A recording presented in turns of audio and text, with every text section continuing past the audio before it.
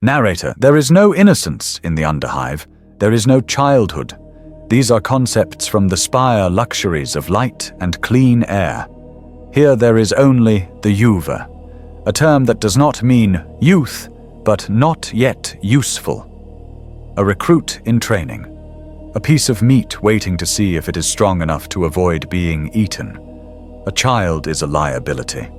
A Juve is a potential asset or future corpse starch. Where is this Juve born? Not in a hospital. Not in a home. They are born in the gutter, in the sludge, in the shadow of giants. They are born in the sump. Imagine a lake. Now imagine that lake is not water, but the chemical refuse of 1 billion factories, the biological waste of 1 trillion lives. It is a simmering, multicolored ocean of poison that stretches for miles in the lowest depths. This is the sump. The air above it is so thick with toxins that it shimmers. To breathe it is to scour your lungs. This is the cradle of life. Or perhaps they are born in a collapsed dome, a vast cavernous space that once thousands of years ago held a factory or a hab complex. Now its roof has caved in, creating a sealed-off biome of rust and shadow. The rain that falls here is not acid, but the toxic condensation dripping from the metal ceiling 3 miles above.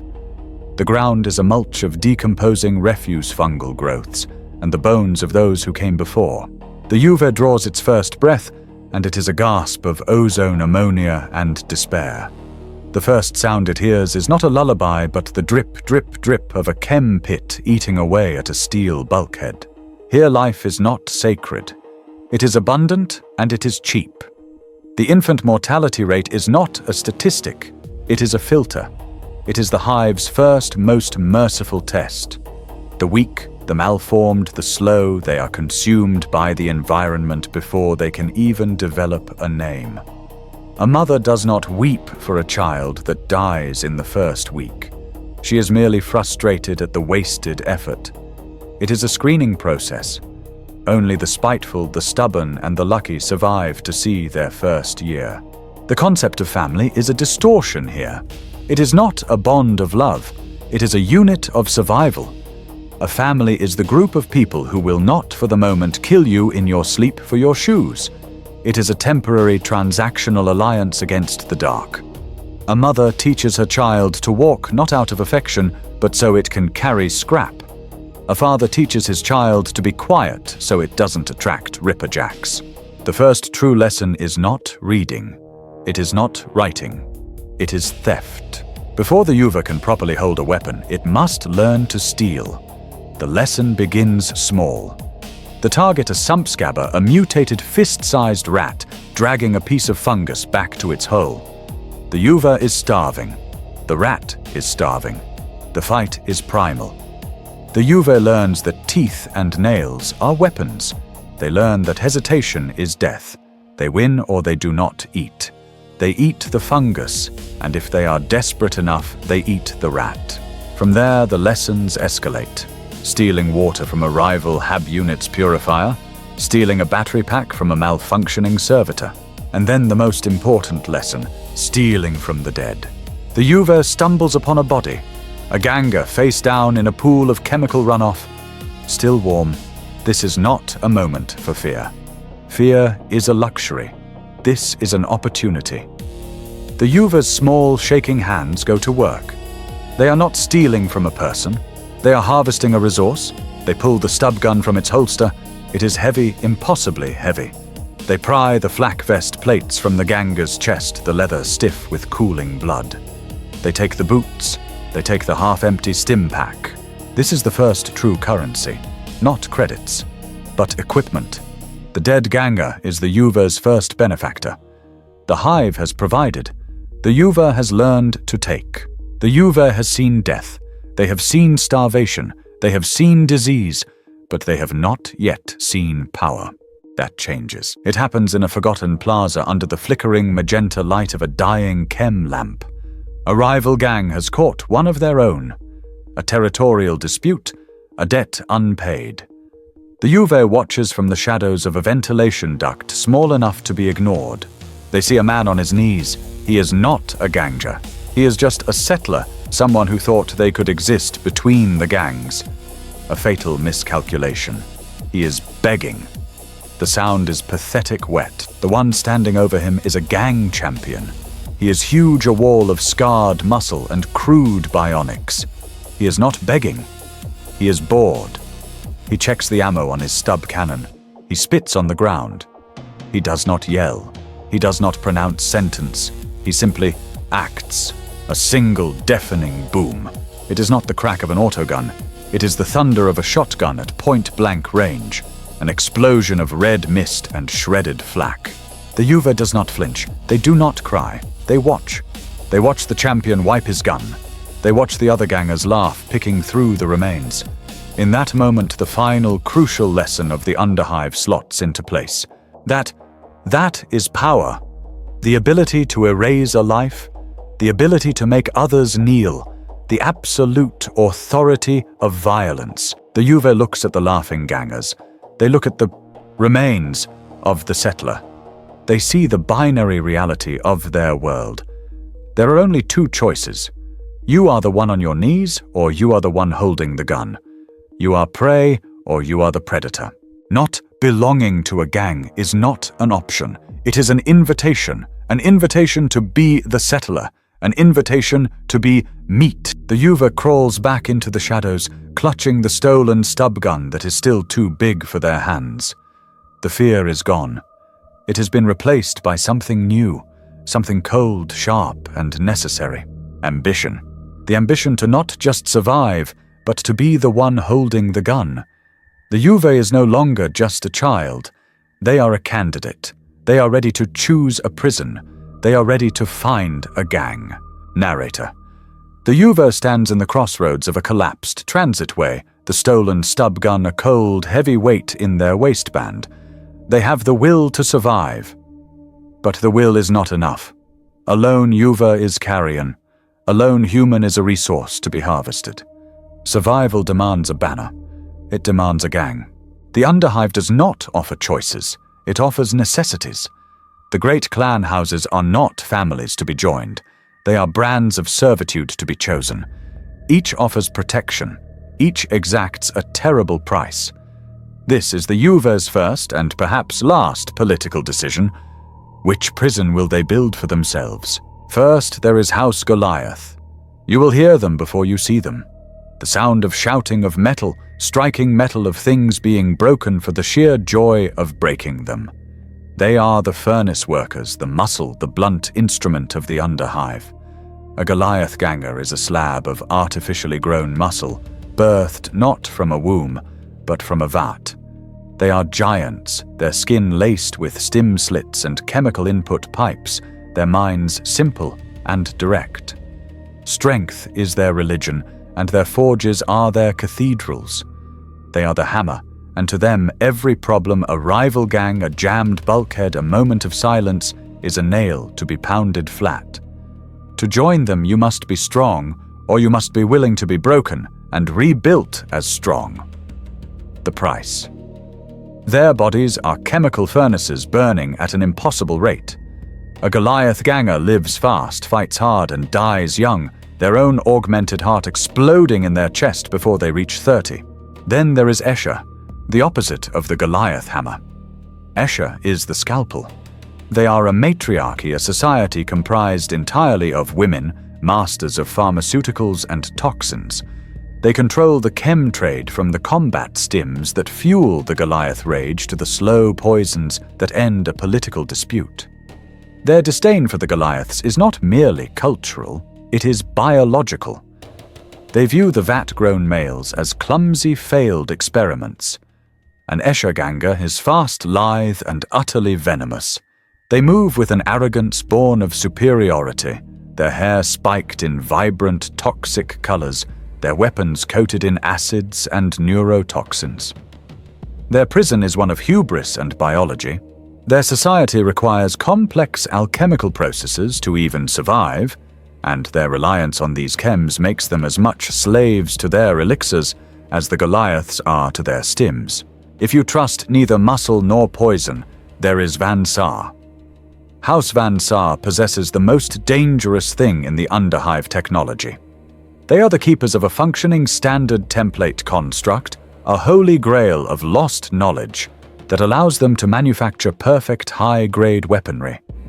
Their lasguns do not malfunction. Their mesh armor does not fail.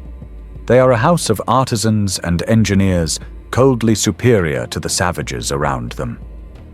But their knowledge is their curse. The STC that grants them power is also killing them. It bleeds radiation, a slow, patient poison that rots their bodies from the inside out.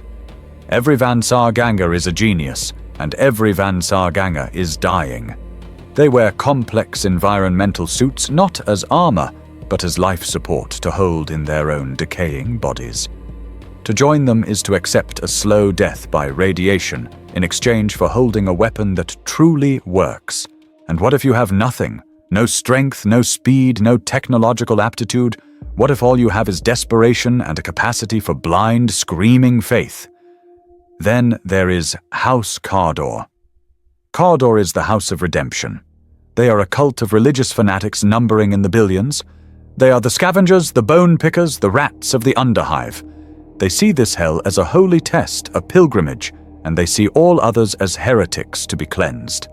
Their armor is scrap metal and rags adorned with religious icons. Their weapons are rusted autoguns, chain glaives welded from scavenged parts and fire. Lots of fire. Their strength is not in quality but in sheer overwhelming numbers, a tide of humanity fueled by a righteousness so profound it borders on madness. To join them is to surrender your mind to become a faceless part of a swarm, screaming praises to the Emperor as you drown your enemy in bodies and flame. There are those who do not wish to be seen. Those who trade in the only currency more valuable than credit secrets. This is House Delac. They are the spies, the information brokers, the House of Lies. They move in the shadows. They are everywhere and nowhere. A Delac ganger is unsettling. Tall, unnervingly thin, pale-skinned and bald, they wear long coats and dark, protective goggles, hiding their true intentions. They do not fight fair. They do not engage in turf wars. They start them, then sell information to both sides. They trade in whispers, poison, and the well-placed knife in the dark. Their prison is paranoia. They trust no one, not even each other. To join Delaque is to cease to exist, to become a ghost, a shadow whose only purpose is to watch, to listen, and to betray. Finally, there is Orlok, the House of Iron. They are the closest thing the Underhive has to traditionalists. They are the miners, the slag heavers, the guards of the great iron ore convoys that feed the Hive's industry. They are not vat-grown monsters, not religious zealots, not secretive spies. They are workers, stubborn, reliable, and tough as the metal they mine. They are the backbone of the Underhive, the gangers, who believe in a solid day's work, a reliable autogun, and loyalty to the man standing next to you. But this is their weakness.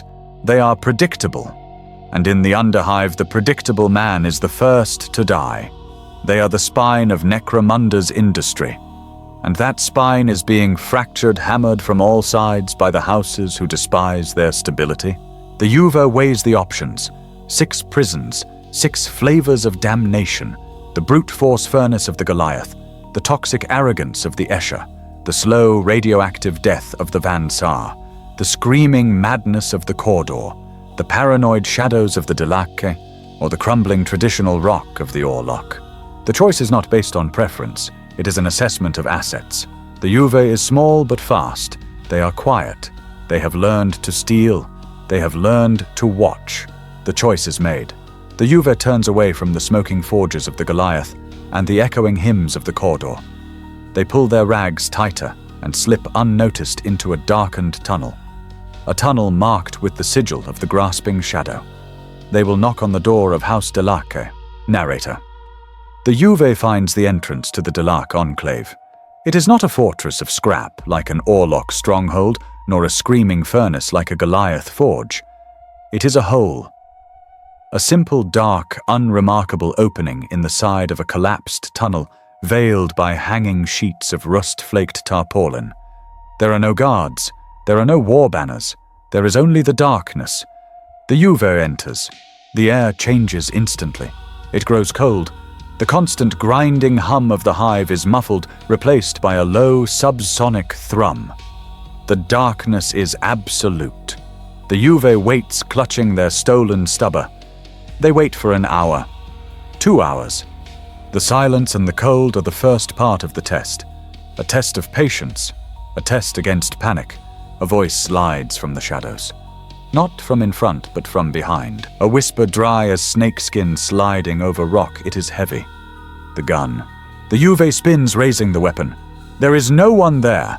Only a shadow that seems deeper than the others. You stole it, the voice continues, now seeming to come from the left. From a Goliath. Dead. But you did not kill him. You are a rat. A scavenger. Why should we accept a rat? The Juve's eyes strain. I can be quiet. I can watch. Everyone watches, the whisper mocks. But do they see we are Delac? We do not need scavengers. We need instruments. We need weapons that think. Your test is simple. You are a shadow. Prove it. The test begins. It is not a trial by combat. It is not a feat of strength. It is a hunt. The target, a Juve from a rival house. A loud, arrogant Orlok Juve who carries messages for his gang leader. The Delac do not want him dead. Not yet. They want his route. They want his contacts. They want the contents of his messages. For 3 cycles, the Juve shadows the Orlok. This is a new kind of survival. Not the desperate scramble for food, but the cold, patient art of infiltration. The Juve learns to walk on rubble without making a sound. They learn to time their movements to the shriek of distant machinery.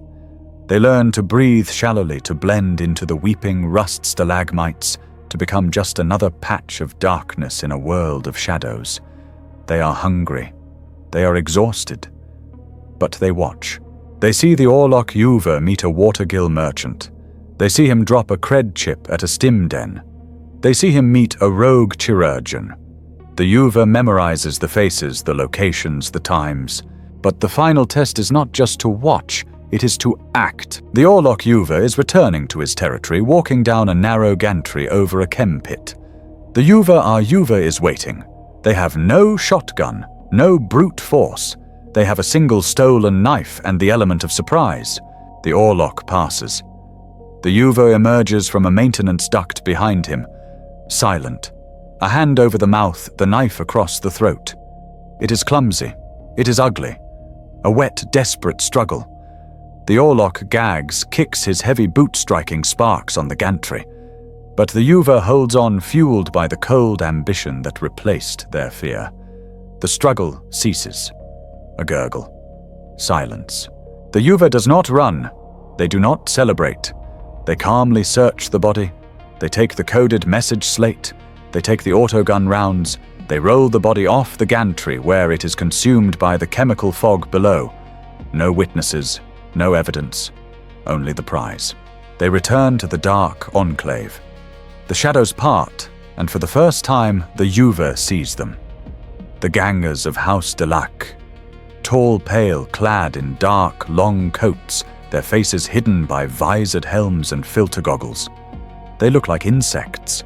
They look like undertakers. The Juve presents the slate. The leader, a figure even taller and paler than the rest, takes it. He looks at it. Then he looks at the Juve. He does not nod. He does not congratulate. He simply states a fact. You were seen.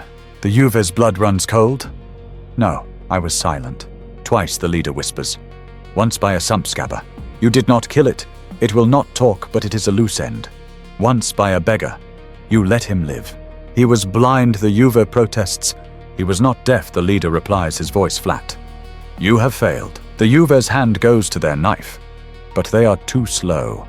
A dozen Delac gangers have moved, appearing from walls that seemed solid. They are surrounded. But the leader says, raising a single pale finger, you corrected your first mistake. The Orlok is gone. And you brought us this. You are clumsy. You are inefficient. But you have potential. You are a tool worth sharpening. This is the second phase. the loss of self. The Juve is stripped. Their rags are burned. They are scrubbed with caustic chemicals until their skin is raw, removing the grime of their old life. And then they receive their colors. It is not a colorful patch. It is not a proud banner. A Delac artisan silent as a grave takes a needle and ink. They do not tattoo a symbol. They tattoo a code. A series of seemingly random lines and ciphers etched onto the Juve's scalp, hidden by a thin layer of newly grown hair. It is an inventory mark. It states their house, their rank, their assigned operative. Their name is taken. The Juve, once known as Kyle or Vaughn or whatever scrap of a name they had, is gone. They are now Operative 8P Psi, a designation, a number. The name they were born with is a liability, a connection to a past that no longer exists. They have been erased. Finally, they are introduced to their new family. It is not a band of brothers like the Orlok. It is not a seething mass of fanatics like the Corda. It is a cell. There is the leader, the Nachtghoul, whose identity is known only to his superiors. There are the champions, the phantoms, who execute his will. There are the Gangers, the ghosts, who are the eyes and ears. And now there is Operative 8P Psi, a Juve, the lowest of the low, the expendable asset. The hierarchy is absolute. It is not maintained by boisterous challenges or feats of strength. It is maintained by whispers, by information, and by the constant chilling threat of disappearance. In a Delac gang, you do not challenge your superior. You simply replace them when they are deemed inefficient by those higher up. Respect is not given, it is calculated. Loyalty is not a bond, it is a temporary contract valid only until a better offer is made or a fatal mistake is observed. Operative 8PC stands in the cold, dark room wearing the black, anonymous body glove of their new house. They are no longer a person. They are a tool. They have their protection. They have their gang. They have their prison. Narrator the Juve, now Operative 8PC, is taken to the gang's armory. This is not the gleaming forge of a Van Saar workshop, lit by the cold blue light of archaeotech. It is not the roaring furnace of a Goliath stronghold smelling of hot metal and promethium. The Delac armory is a room. It is cold, damp, and organized with a terrifying, obsessive precision. It is a morgue for equipment. The quartermaster, a wizened, pale shadow who seems to have fused with his workbench, does not speak. He merely places the items on the metal slab one by one. This is the Juve's new skin. First, the weapon. The house's gift. It is not a lasgun. Lasguns are bright, flashy, and their power packs are traceable. It is not a shiny new autogun. It is a stubber, a revolver, a design so old it is almost an antique. But this is no relic. It is a piece of cobbled-together scrap. The barrel is pitted with rust. The revolving cylinder sticks, requiring a flick of the wrist to properly align. The grip once wood has rotted away and been replaced with tightly wound rags, stiff with grime. A crude attempt at a silencer, a tube of mismatched metal has been welded to the barrel. It is cracked. It will not muffle the sound. It will only distort it, make the crack sound like a thump. It is a lie, a fitting weapon for a house of liars. The quartermaster slides 6 bullets across the table. Not a box, 6 individual rounds. The casings are dull brass, greenish with verdigris. The tips of the bullets are uneven, filed by hand. These are hand loads. Reused casings filled with unstable home-brewed powder. The Nachtghoul, the cell leader, has reappeared in the doorway. He watches the Juve pick up the weapon. That is a tool of failure. The leader whispers, his voice slithering into the room. You are an instrument of subtlety. Every time you pull that trigger, you are announcing to the entire dome that you have failed. You have been seen. You have been compromised. You are clumsy. He gestures to the 6 rounds. You have 6 failures. After that, the quartermaster will teach you to make your own. You will learn that every shot fired is a credit spent, a resource wasted, and a risk that the unstable powder detonates in your hand. Do not fail. Next, the armor. The quartermaster pushes forward a long, heavy coat, the signature greatcoat of House de l'Arc. It is not new. It is stiff, the black synth leather, cracked and flaking. It smells of ozone, old sweat, and the faint coppery tang of dried blood. It is a hand-me-down from a ghost who no longer needs it. The Juve runs their hands over it. The lining is thick, lumpy. There is no mesh weave, the leader says, anticipating the question. Mesh is a luxury. It makes a sound. It reflects the light. Your armor is the shadow. Your armor is silence. The Juve feels the lumps again. They are hard. Flack, the Juve states. Scrap, the leader corrects. The quartermaster is diligent.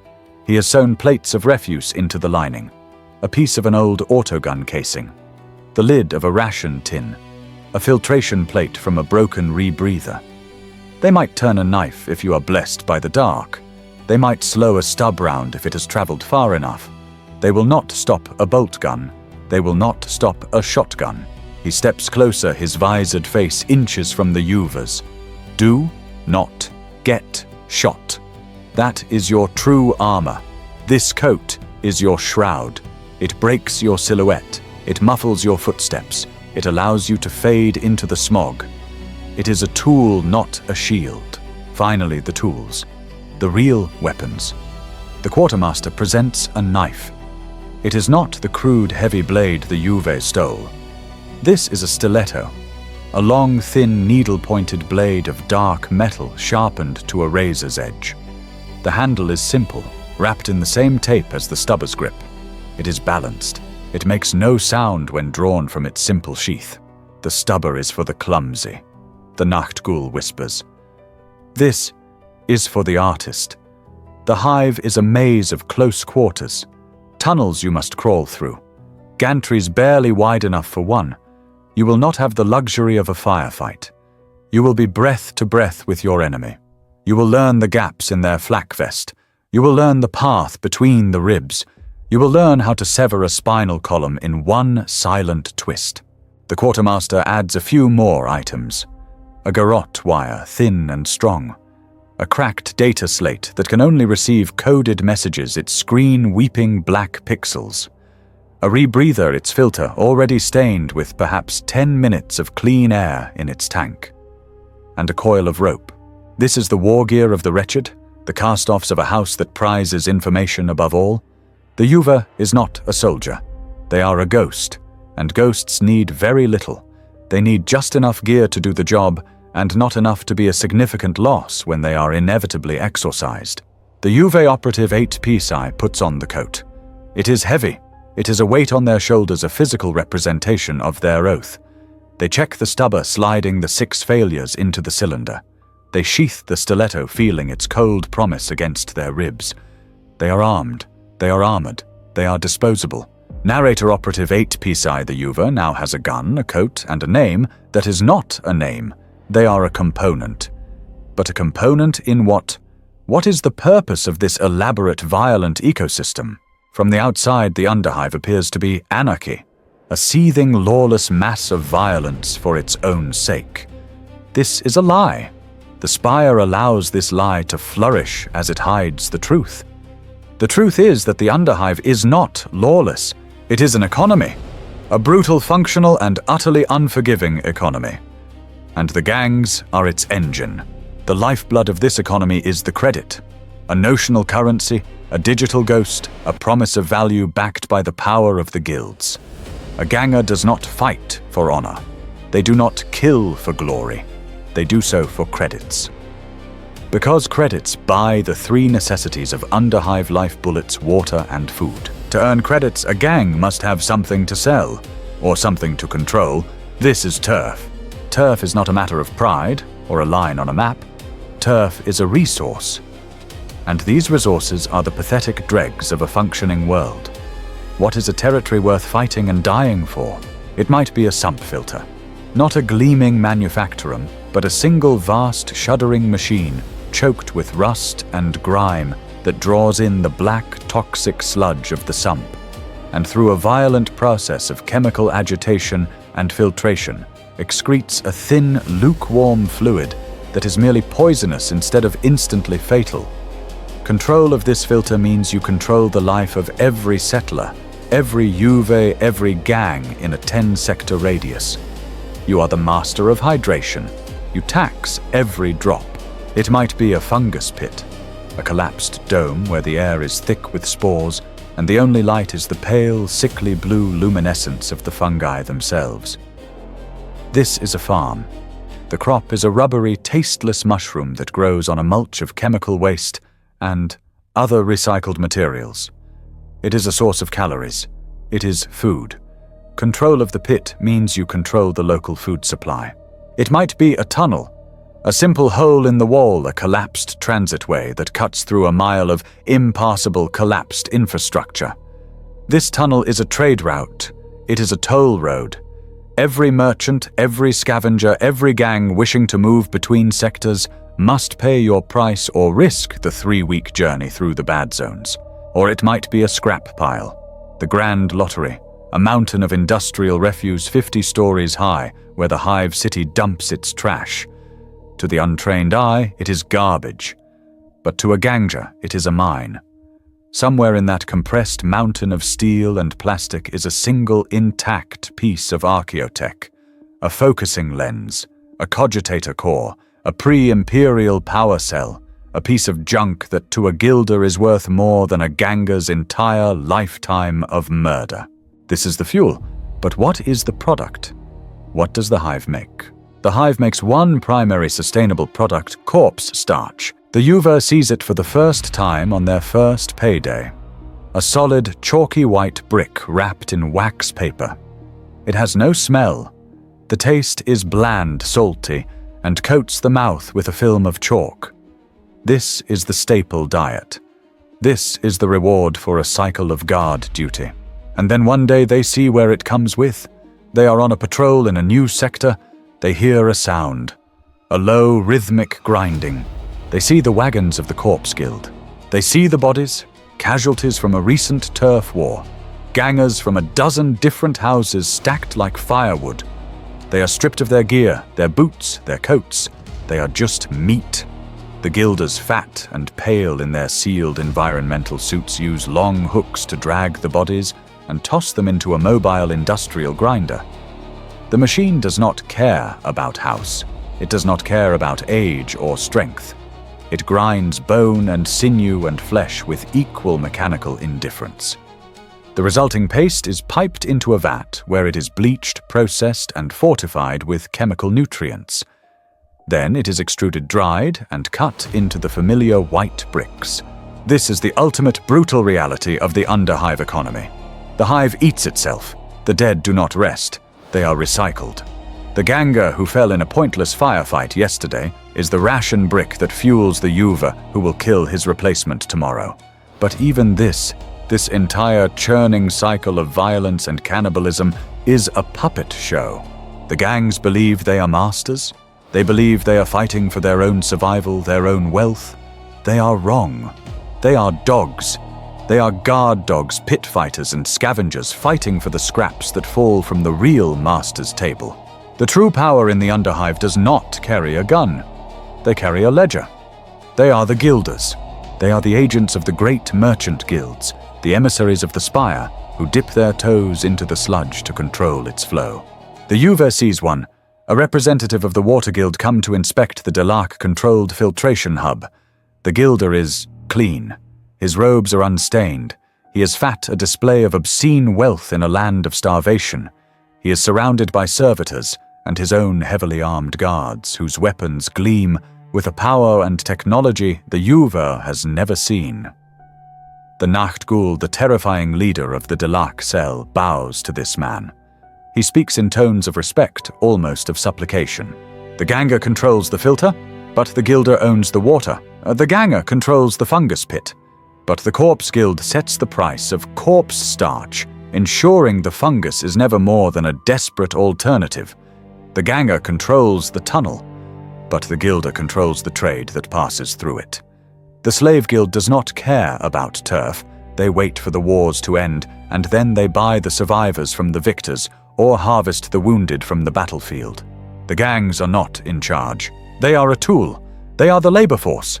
The guilders pay them just enough credits to buy the bullets to kill the other gangs, ensuring that no single house ever becomes powerful enough to challenge the guilds themselves. This is the economy of blood. The gangs provide the blood, the guilds reap the credits, and the Juve operative 8 Psi is now a registered expendable asset in that brutal ledger. Narrator. The lesson of the economy is learned. The Juve operative 8 PC understands why they must kill. Now they must master the how. The first job is not a battle. Battles are for Goliaths and Orlocks' clumsy, noisy affairs that attract enforcers and waste ammunition. For House Delark, the first job is an extermination. It is pest control. The target an Orlock patrol that has been using a key ventilation shaft to bypass Delark territory. They are an inefficiency. They must be corrected. This is the ambush. It is the art form of the Underhive. Operative 8 Psi is positioned in a narrow, greasy cross conduit, barely large enough to crawl through. They have been here for 8 hours. Motionless. Silent. The cold from the metal floor has leached into their bones a deep, pervasive ache that has passed numbness and become a distant, throbbing pain. Their only companion is the smell, a thick, layered stench of rust, ancient lubricant and rat droppings. This is the test. Not the fight, but the wait. The test of discipline. The Juve listens. They listen to the drip, drip, drip of sump water from a cracked pipe. They listen to the scuttling of something with too many legs in the wall cavity. They listen to the distant tectonic groan of the hive itself. Their eyes, shielded by the dark-lensed Delark goggles, stare at a single point of entry 50 yards down the main tunnel. Their hand rests on the grip of their stiletto. The stub of their tool of failure remains holstered. The Nachtghul's orders were clear. They must not see you. They must not hear you. They must only die. A flicker of light, a distant sound, a boot scraping on steel. They are coming. The Orlock patrol moves as the Juve was taught not to. They are clustered. They are talking, their voices echoing in the confined space. They carry bright, powerful lumen sticks cutting beams into the darkness, making themselves a perfect target. They are arrogant, trusting in their heavy stubbers and flak vests. They are the House of Iron, and they are walking into a spider's web. Operative 8 PC presses a small, crude trigger. A simple device. It is not a bomb. It is a single rusted bolt tied to a wire which drops from the ceiling and clatters onto the metal floor 20 yards behind the Orlock patrol. The Orlocks stop. They spin, raising their weapons towards the noise. They bunch up back to back. A classic, foolish, defensive posture. What was that? One of them barks his voice, a cannon shot in the tunnel. Probably just Scrap, another mutters, but he sounds nervous. They are distracted. They are facing the wrong way. The trap is sprung. The attack comes not from the front, but from above and from the sides. The other Delark Ghost's phantoms materialize from maintenance hatches and hidden alcoves. It is not a charge.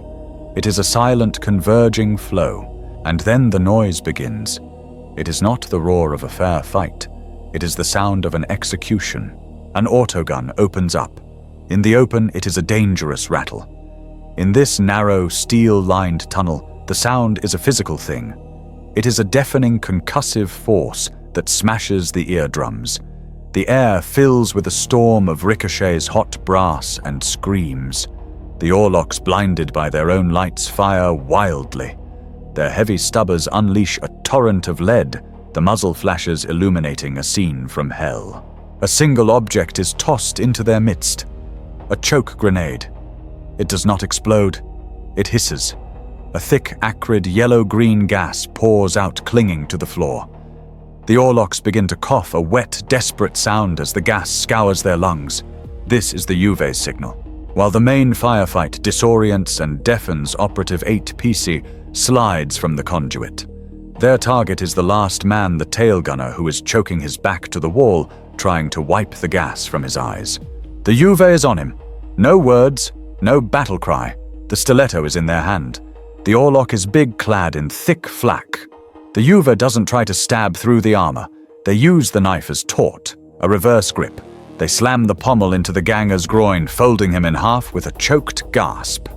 As he doubles over, the Yuva drives the stiletto blade up and under the rim of his helmet, through the soft tissue of the neck, and into the brain stem. A twist, a single violent twitch. The Orlok is dead before his knees hit the floor. It is done. The entire engagement lasted less than 15 seconds.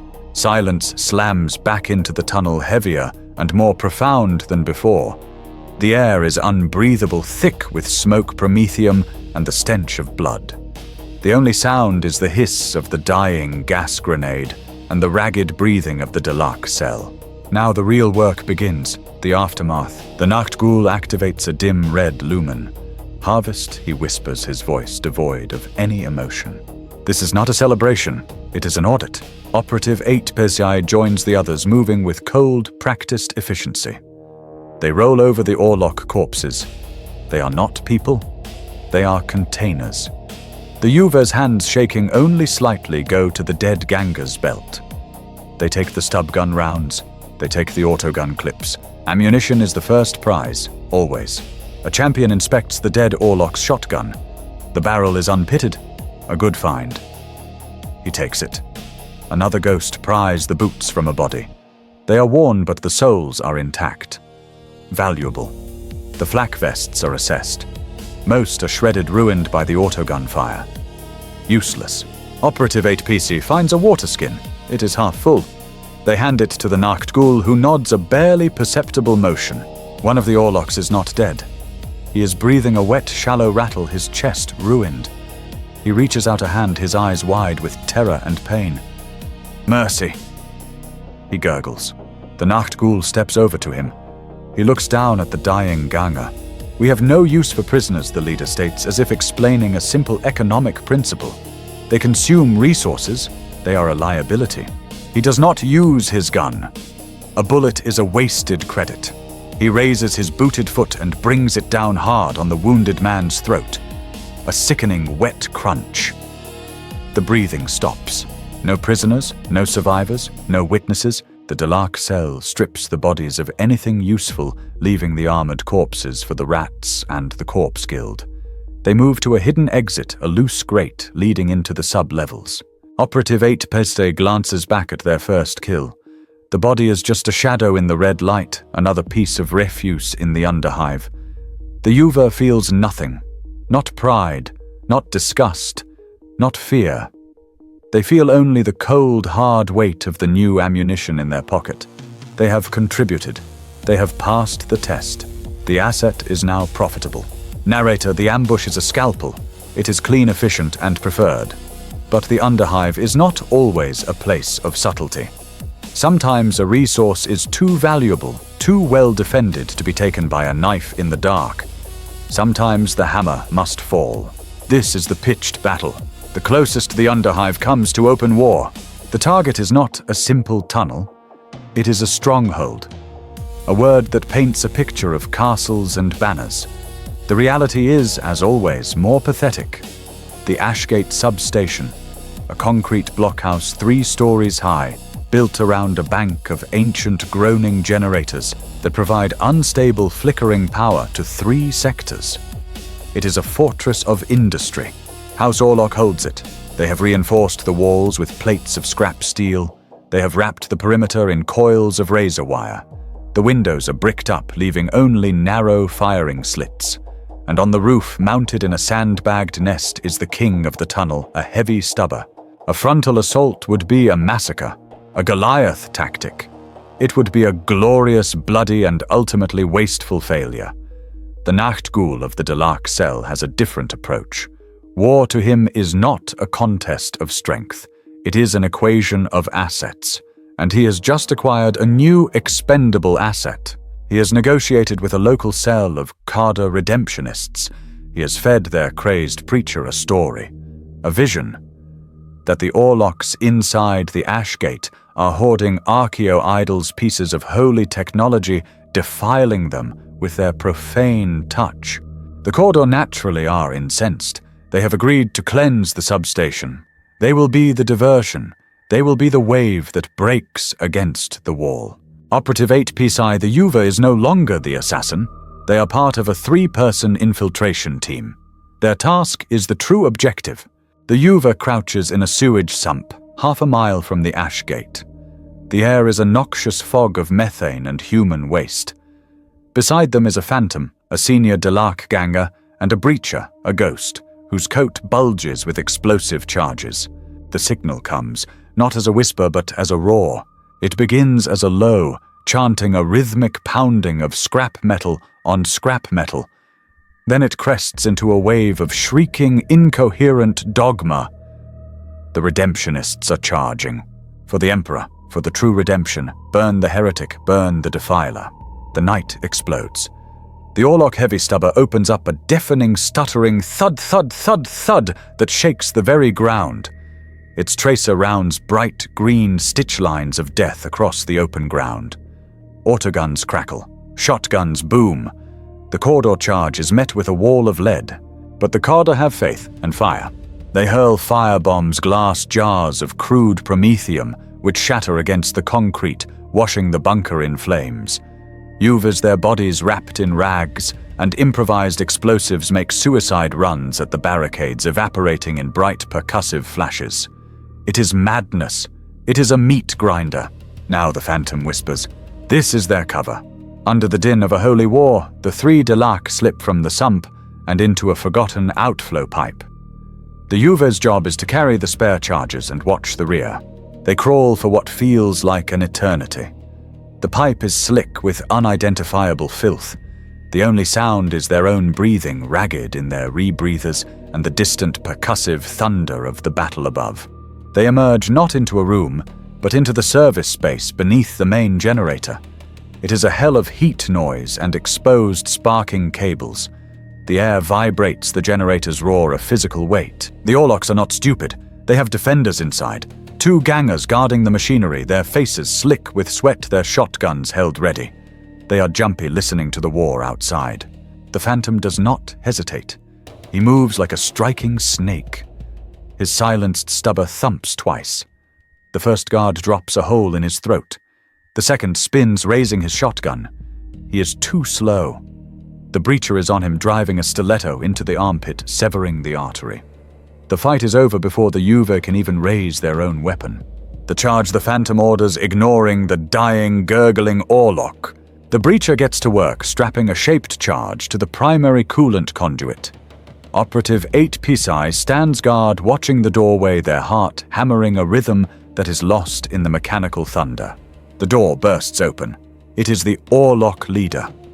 A bear of a man, his face a mask of rage and soot, a chainsword roaring in his fist.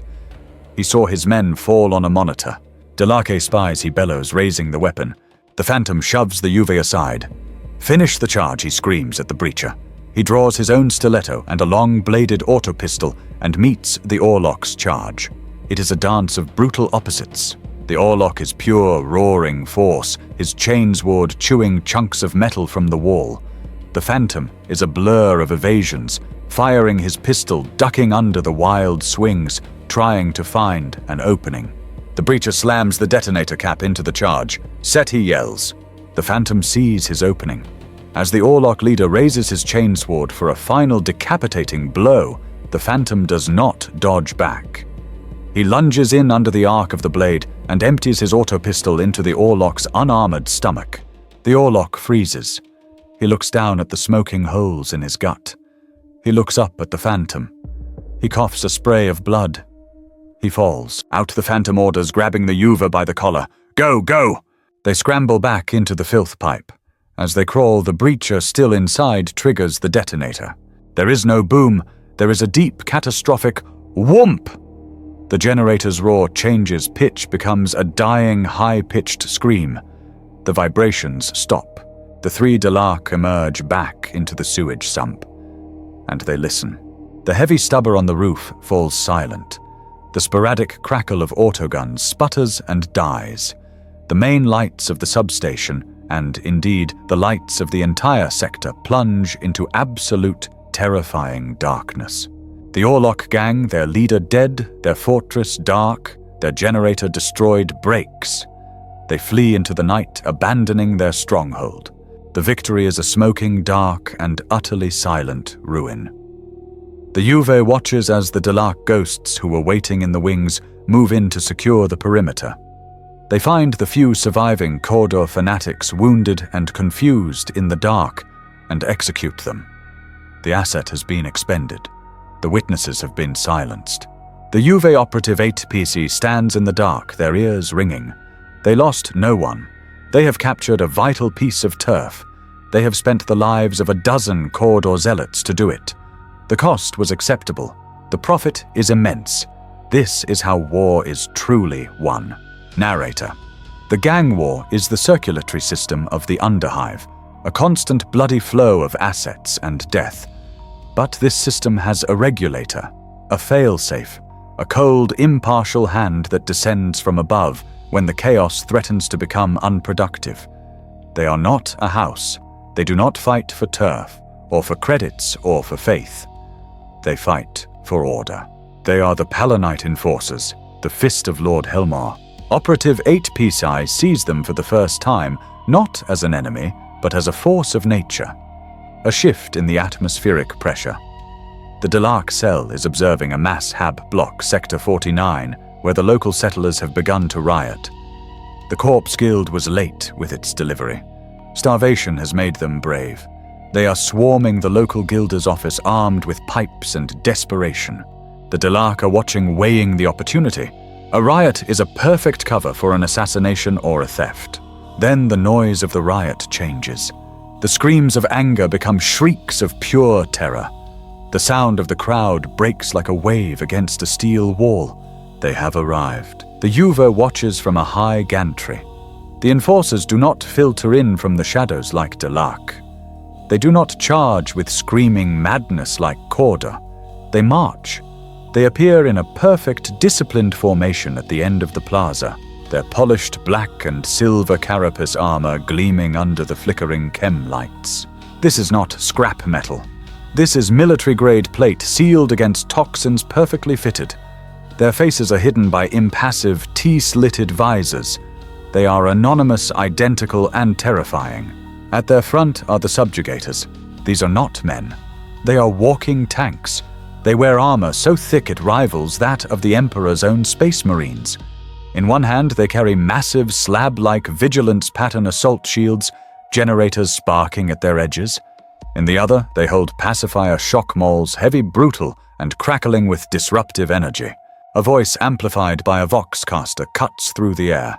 It is cold, mechanical, and devoid of human inflection. By the authority of Lord Helmar, this gathering is unlawful. Disperse or be pacified. The rioters caught in the grip of their hunger-fueled rage do not listen. A settler at the front, his face a mask of desperation, hurls a brick. It clangs uselessly off a subjugator's shield. The response is not negotiation. It is not a warning shot. It is an equation. The subjugator leader points. Breaker he voxes. An enforcer with a concussion carbine steps forward. He does not aim at the man. He aims at the ground in front of the crowd. He fires. The weapon does not crack. It thumps a deep, sickening concussion that is felt in the chest more than it is heard. The blast wave hits the front rank of the crowd. Their improvised weapons are torn from their hands. They are thrown back, eardrums bleeding, disoriented, their bodies broken by the sheer kinetic force. The crowd hesitates. This is their last mistake. Advance the Vox commands. Pacify. Non-lethal priority. The subjugators advance. Shields locked. A wall of black steel. The rioters charge a wave of bodies. They break upon the shields. The Juve watches with a surgeon's clinical detachment. A rioter slams his pipe against a shield. The shield sparks. The man screams, his body locking up as thousands of volts course through him. He falls convulsing. The subjugator next to him pivots, brings his shock maul down in a clean, efficient arc. A sound like a melon breaking. The man stops convulsing. This is non-lethal. The lethal is worse. A group of rioters, seeing their front line collapse, try to flee down a side alley. An enforcer patrol equipped with hot-shot laser guns is waiting. Fleeing unlawful assembly, the Vox states. Lethal force authorized. The hot-shot laser guns are not the dim red beams of a scavenger's las pistol. They are spears of brilliant burning white energy. They scream as they fire. A beam touches a rioter. His flak jacket does not stop it. It does not penetrate. It detonates. The man's entire torso flashes into steam and superheated ash. There is no body to fall, just a pair of legs that stand for a second before toppling. This is not war. This is extermination. This is the law. There are no trials. There are no courts. There is only the judgment delivered on sight by a hotshot charge and a power maul. The riot is over in 90 seconds. The plaza is silent save for the moans of the wounded and the crackle of a burning barricade. The enforcers do not linger. They do not help. They simply reform and march away. Their job is done. Order is restored. But Operative 8 PC is Delarke. They are taught to see the pattern, not the act. And they soon learn the other side of the law. Weeks later, the Delarke cell is moving. They have secured a prize, a crate of functional cogitators archaeotech stolen from a Van Saar convoy. This is a Gilder-level score. This is wealth that could change the balance of power. They are moving it through a safe tunnel. They round a corner and freeze. A Palanite patrol. 4 enforcers. Their hot shotguns are at the low ready, but they are not raised. The Nachtghoul raises one pale, empty hand. A pleasant cycle, Captain, the Nachtghoul whispers, his voice unnaturally calm. The enforcer captain steps forward. His visor is reflective, hiding his eyes. You are off your designated patrol route, Delarke, and you are carrying unaudited cargo. A simple error in navigation, the Nachtghoul replies smoothly. A gift, perhaps, for your diligence in finding us. The Nachtghoul does not move. But Operative 8PC, standing behind him, slowly extends a small, heavy pouch. It is filled with archaeotech-grade cred chips. The Juve places it on the ground between the two groups. The captain looks at the pouch. He looks at the crate. He looks at the Nachtghoul.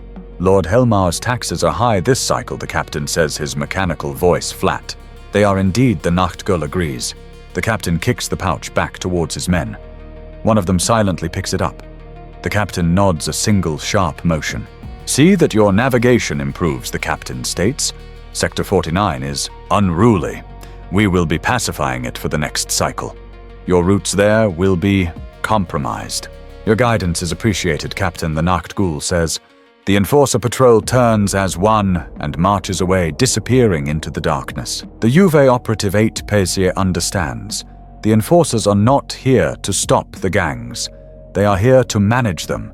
They are here to ensure the violence is predictable, contained, and most importantly, profitable for their masters in the Spire.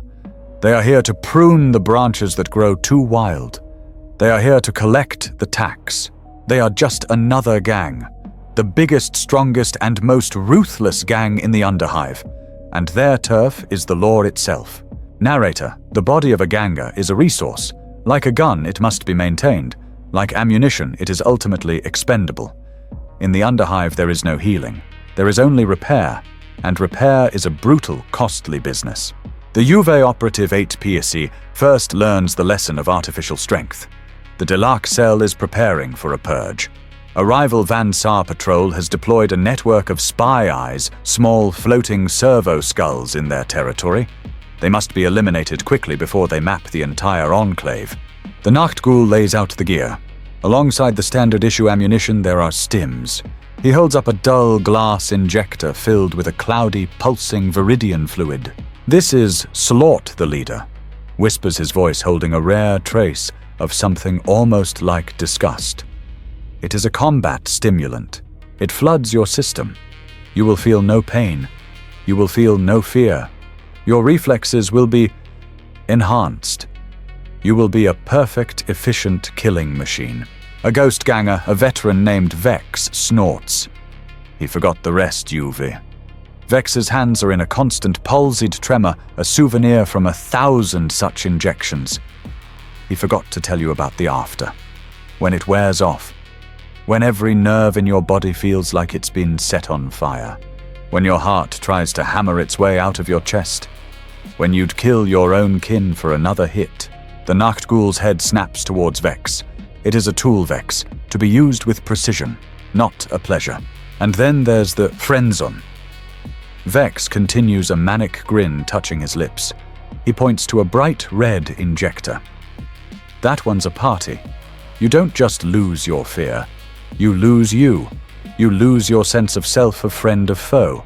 You just hate. You will kill anything that moves, and you will do it with a smile on your face. The Nachtgul takes the friendzone injector and calmly snaps it in half. Delaque are not animals.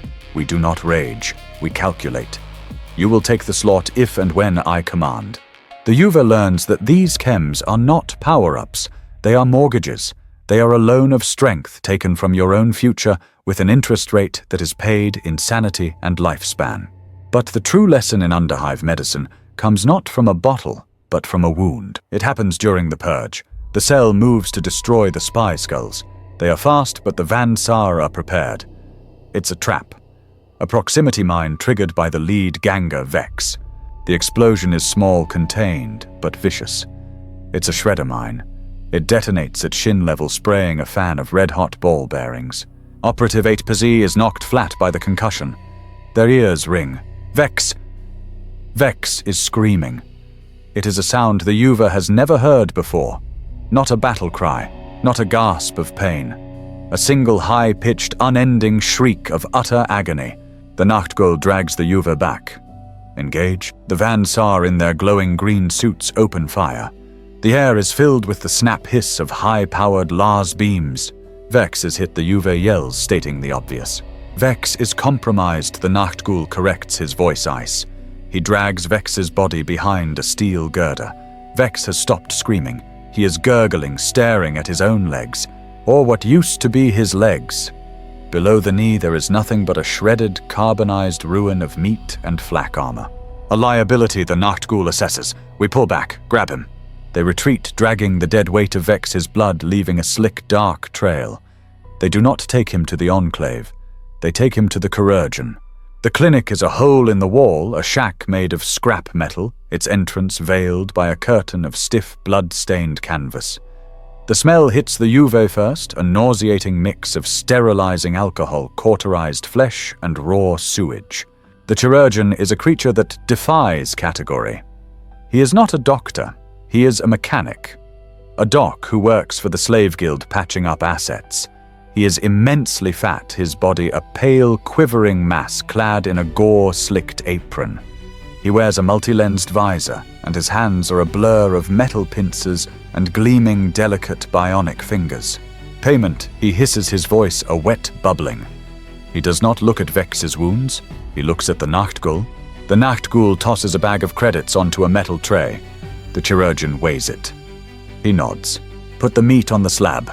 They lift Vex onto a table that is essentially a metal workbench, covered in rust stains and dark, questionable fluids. The Chirurgeon pulls a massive, buzzsaw-like instrument from the wall. This will hurt, he says to Vex cheerfully. Stim, give me stim. Vex whimpers, his face grey with shock. Stims cost extra, the Chirurgeon hisses and brings the saw down. The Yuva is forced to watch. This is part of the lesson. They watch as the doc cauterizes the stumps with a white-hot piece of metal. He does not use anesthetic. He has two large, vat-grown servitors hold Vex down as he thrashes and bites his own tongue to bloody pulp. Now the Chirurgeon says, wiping his tools on his apron. The repair. He gestures to a wall. It is a scrap heap of bionics. These are not the gleaming prosthetics of the Spire. This is a collection of junk. Piston-driven legs from a broken mining servitor, a claw hand from a cargo lifter, a rusty, squealing hydraulic arm. The locomotion package, the doc says, pulling two mismatched skeletal steel legs from the wall. They are leaking oil. Top quality. Only slightly. Haunted. He bolts the bionics directly to the cauterized bone of Vex's stumps. The sound of a pneumatic drill, the shriek of metal on bone, is a sound the Yuva will never forget. Vex passes out. He will live, the Chirurgeon says, counting his credits. He will need adjustments. The nerve links are imprecise. He will have a 50% chance of infection. He will have a 70% chance of the bionics rejecting the flesh. But he will walk. Vex becomes a new creature. a broken thing held together by rust and spite. His new legs click and whir. They are too long, giving him a lurching, insect-like gait. They cause him constant, agonizing pain. He is now fueled by a constant drip of painkillers and slaught. He is no longer a ganger. He is a walking weapon, a barely sane berserker, a tool sharpened to its breaking point. But there is a fate worse than the Chirurgeon slab. The Juve sees it in the bad zones, a ganger from a forgotten house cast out living in the toxic filth. He is a twist. The hive itself has healed him. His exposure to the raw, mutagenic chem pits has changed him. He is a mass of weeping sores and rubbery grey skin. A third arm, small and palsied, has sprouted from his ribs, its fingers grasping at the air. His eyes are milky clouded. He is not just an outcast, he is unclean. The Juve remembers the lesson of the Cardo redemptionists. They see such mutation not as a tragedy, but as a sin, a physical manifestation of heresy. The Juve watches from the shadows as a pack of redemptionists finds the twist. They do not offer him food. They do not offer him mercy. They corner him in an alley. Cleanse the unpure, they scream. They douse him in promethium. The twist, weeping, his 3 hands raised in surrender, is engulfed in a pillar of fire. The Juve operative 8 Psi turns away. They feel the cold weight of their stubber. They check their own skin, their own hands for any sign of change, any sign of impurity. In the Underhive, a wound is a death sentence. A cure is just a different kind of damnation. And the environment itself is the slowest, most patient executioner of all. Narrator, the Juve operative. Art Pasai has learned to fight the ganger. They have learned to evade the enforcer. They have learned to survive the Chirurgeon's blade. They believe they understand the rules of this new, dark life. They are wrong. They have only learned to fight the occupants. They have not yet learned to fight the prison itself. The hive is not a static backdrop. It is a living, breathing, and deeply malevolent entity. It is the true, final enemy. The Nachtghoul assigns a mission, a deep reconnaissance. A rival Delac cell has gone silent in Zone Primus Delta, a sector that was officially sealed a century ago after a catastrophic manufactorum collapse. The Nachtghoul wants to know if their territory is now available. He sends Operative 8P Psi and the bionically repaired Vex, a new asset and an expendable one. The descent is the first trial. The air grows thick, heavy, and metallic. The light of the upper hive fades to a memory. They move through kilometers of access tunnels, their only light, the dim red beams from their goggles. And then the hive shudders. It is not a sound. It is a feeling. A low tectonic groan that vibrates up from the soles of their boots and into their teeth. A hive quake. The world dissolves. The steel floor beneath them heaves, buckles. A sound like a mountain range being torn in half fills the air. Dust, the compacted, toxic dust of 10 millennia rains from the ceiling. A girder the size of a convoy hauler tears free from the darkness above and plunges past them, its shriek of tortured metal deafening. It smashes into the gantry 50 meters ahead, and the entire walkway disappears into a newly opened abyss. They are clinging to a railing, the world vibrating so hard their vision blurs. They are deafened, disoriented. Vex, his voice a distorted, static shriek over their comm bead points with his bionic arm. Roots, gone! The quake subsides, leaving a new, terrifying silence. The path ahead is a chasm, a sheer 1,000-meter drop into absolute blackness. A chasm born in an instant. The hive has just yawned. They are forced to reroute deeper. They descend into the old chemical runoff conduits. The air here is different. It is wet. The walls weep a neon green corrosive slime.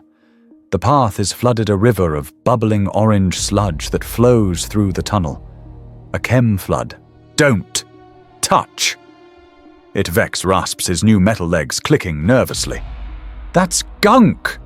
It'll eat the flesh from your bones in 30 seconds. It'll eat this, he wraps his bionic leg in a minute. They are forced to climb, to move along weeping, rusted pipes that hang from the ceiling the river of acid flowing 10 feet below them. The Yuva watches as a sheet of steel plating falls from a side duct and hits the gunk. It does not splash. It hisses, dissolves, and vanishes in a puff of acrid smoke. The environment itself is a predator. They move past the flood only to find the new ecosystem it has created. They enter a vast, collapsed dome. The air is thick with the buzzing of unseen wings. Ripper's Vex whispers, freezing. A swarm of ripperjacks bursts from a ventilation shaft. They are not bats. They are mutated skinless horrors with jaws like shears and leathery wings. They are blind, hunting by sound. Vex grabs the Yuva, pulling them into a narrow alcove. They stay motionless, not daring to breathe, as the swarm 100-strong shrieks past their wing beats, a dry, rattling wind. One of them, disoriented, slams into the wall near the Yuva's head. It falls, twitching a hideous fanged mouth, snapping at the air. Vex crushes its skull with his metal heel. They press on, climbing down into what must be near sump level. They are no longer the hunters. They are prey. They see a flicker of light ahead. Scavengers. Yuvas younger than 8 Pisai, huddled around a small burning barrel. They are trying to cook a massive rat.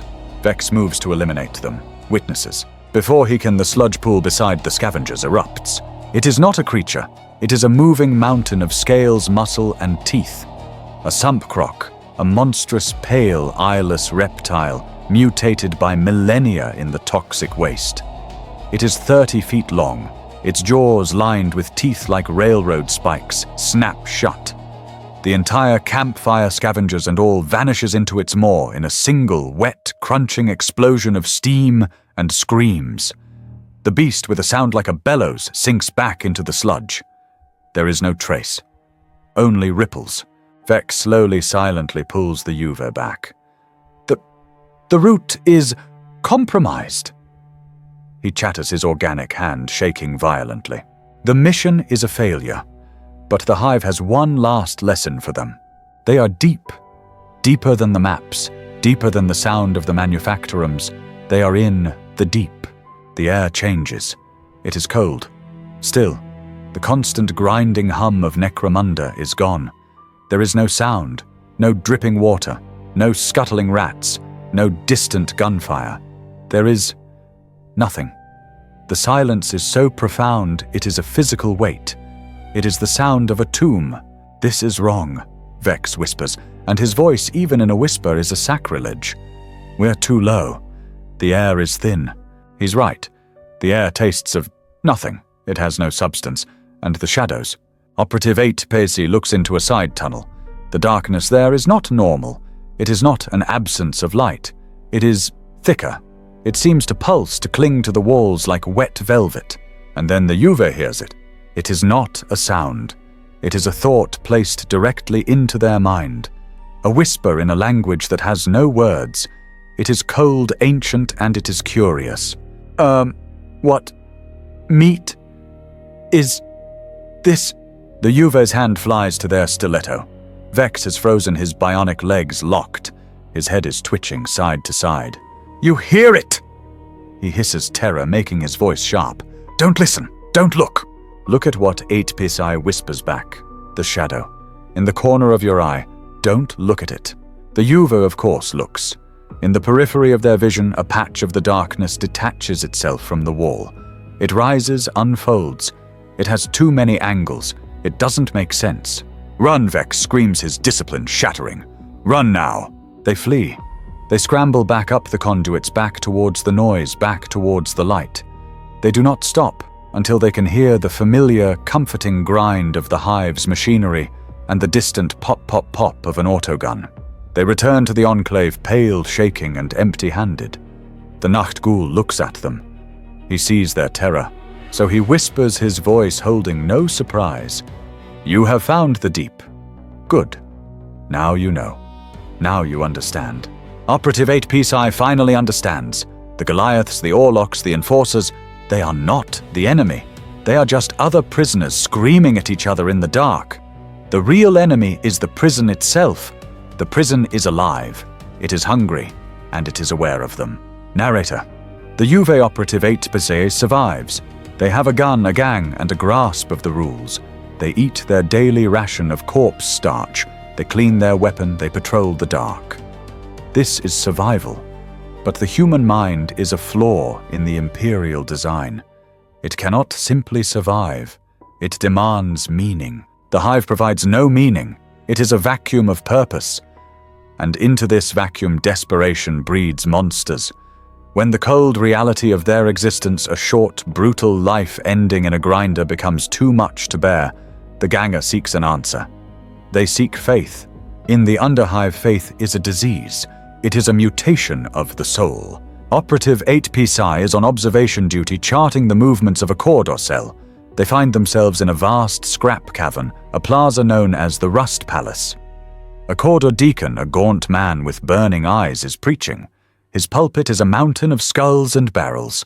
His congregation is a 1,000-strong mob of ragged, starving fanatics. This is not a sermon of hope. It is a litany of hate. "We are the blessed, the deacon," screams his voice, amplified by a rusted voxhaler. "We are the rats in his holy house. We are the scavengers of his divine refuse. And what is our reward?" "Purity," the crowd roars back. "And what is the payment for purity?" "Fire." "Behold," the deacon points. Two redemptionists, their bodies wrapped in chains and crimson rags, drag a man forward. He is not a ganger. He is a settler, a water merchant. "This heretic," the deacon shrieks, "refused to tithe his water to the redeemed. He hoarded the emperor's holy moisture for profit. He is unclean." The man begs. He screams. It is useless. The redemptionists douse him in promethium. The deacon holds a lit torch. The faithful are rewarded. The heretic is cleansed. The hive will be purified. He drops the torch. The man becomes a pillar of screaming orange flame. The crowd cheers, a sound of ecstatic religious frenzy. They dance around the burning pyre. Operative 8% watches impassive from the shadows. The Nachtghul's voice whispers in their ear bead. Observe, they are predictable. Their faith is a weapon. A blunt, clumsy weapon, but one that can be aimed at our enemies. They are a firebreak. But do not get too close. Fire burns all 8%. It does not distinguish. The Juve understands. This is faith as a tool, a force to be manipulated. But then they encounter something far more dangerous. The bionic-legged ganger Vex has become a problem. His painkillers are making him erratic. But more than that, he has been happy. This is the true alarm bell. Happiness is a symptom of a profound sickness in the Underhive. 8% is assigned to shadow him. The Juve tracks Vex not to a stim den, not to a fight pit, but to a sealed hab block in a supposedly abandoned sector. The Juve slips through a ventilation duct. Below, there is no fanaticism, there is no fire, there is community. A group of settlers, gangers, and even a few mutated twists are sitting in a circle. In the center stands a man, a magus, his voice calm and reasonable. He is charismatic, and he is not entirely human. The Juve notes the slight purplish tint to his skin, the almost imperceptible bulge of his cranium. He is not speaking of hate, he is speaking of hope. The hive is a prison. He says, his voice a soothing balm. We are its slaves, but I have heard the call from beyond the veil. The masters of this hive in their spire, they fear our saviors. They fear the star children. The crowd murmurs a sound of longing. They are coming, my family, the Magus continues, not with fire and wrath, but with love. They will come from the heavens, and they will lift us from this hell. We will ascend, all of us, the strong, the weak, the broken. He gestures to Vex, who is sitting in the front row, his gaze rapturous. Even our brother broken by the hive's cruelty will be made whole. There will be no more pain, no more hunger, only the glorious unified embrace of the four-armed emperor. Vex is weeping, not in pain but in joy. Operative 8% feels a chill colder than any hive quake. This is not a firebreak. This is an infection. This is a genestealer cult. It is a loyalty that replaces the house. It is a promise that undermines the entire structure of the hive. A ganger who fears death can be controlled. But a ganger who welcomes it as a day of ascension, that ganger is a traitor waiting for a signal. This hope is the most dangerous heresy of all. But there is one final layer. The basement of the soul. A new power has risen in the sump sector. They call themselves the Corpse Grinder Cults. They are not subtle. They are disrupting the Corpse Guild's roots. They are killing everyone. The Delark are sent to investigate the disruption to their assets. Ait Psir and a phantom, a senior ghost, enter the Grinder's territory. A disused meat processing plant. The air is thick red and hot. It smells of copper rancid fat and cooking. The walls are painted, not with symbols of hope, not with icons of faith, but with crude, brutal sigils painted in wet, dark blood. The symbol of the blood god Khorne. They find the cult. They are the former workers of the plant. But they are changed.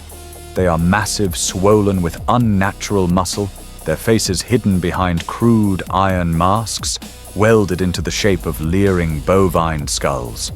They are armed with industrial chain cleavers, buzz saws, and meat hooks. They are not talking.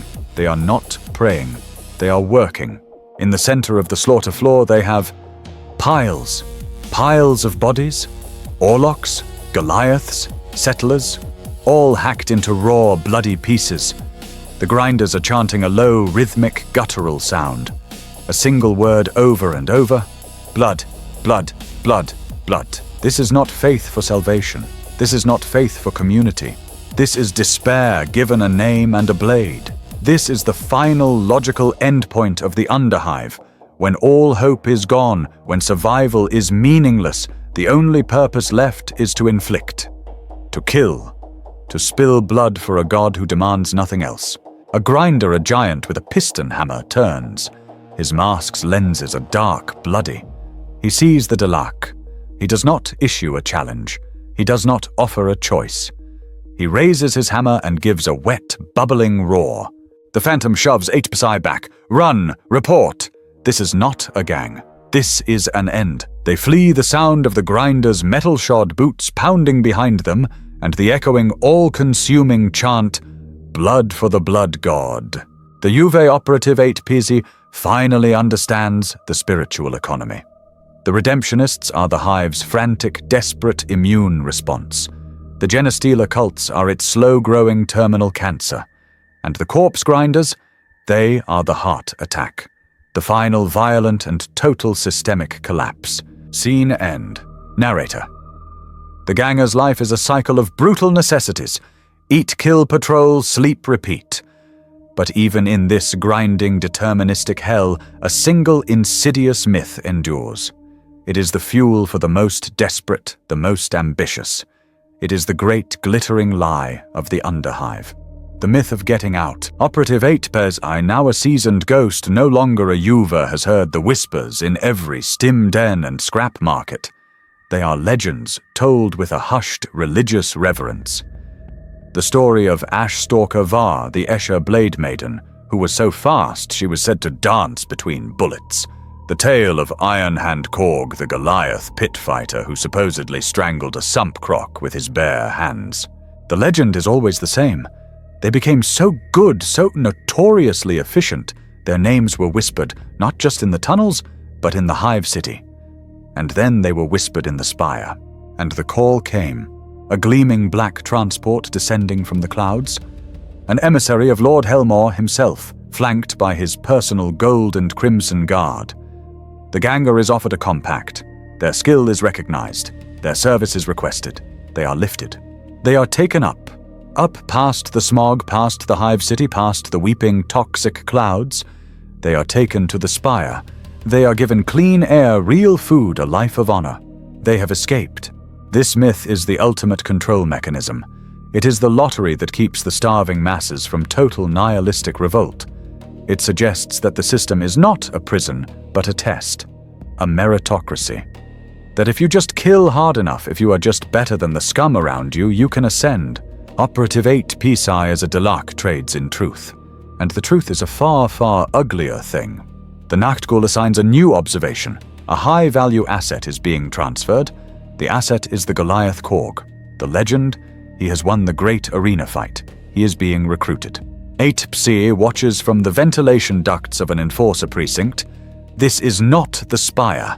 This is a processing hub, cold and sterile. Korg is not in robes. He is chained to a steel chair. He is still triumphant, bellowing for his reward. The emissary is not a nobleman. It is a psycho-indoctrinator from the Adeptus Administratum, his face a mask of augmented lenses and data ports. With him is a chirurgeon. Asset 991T is viable, the chirurgeon states, injecting Korg's neck with a sedative. Korg's bellows turn into a confused mumble. Comments cleansing the indoctrinator orders his voice monotone. He attaches a psycho-scourer to the Goliath's head, a metal and wire helmet that bristles with electrodes. The indoctrinator throws a switch. Korg's body convulses, straining against the chains. He does not scream. He howls a single unending sound of a mind being torn apart.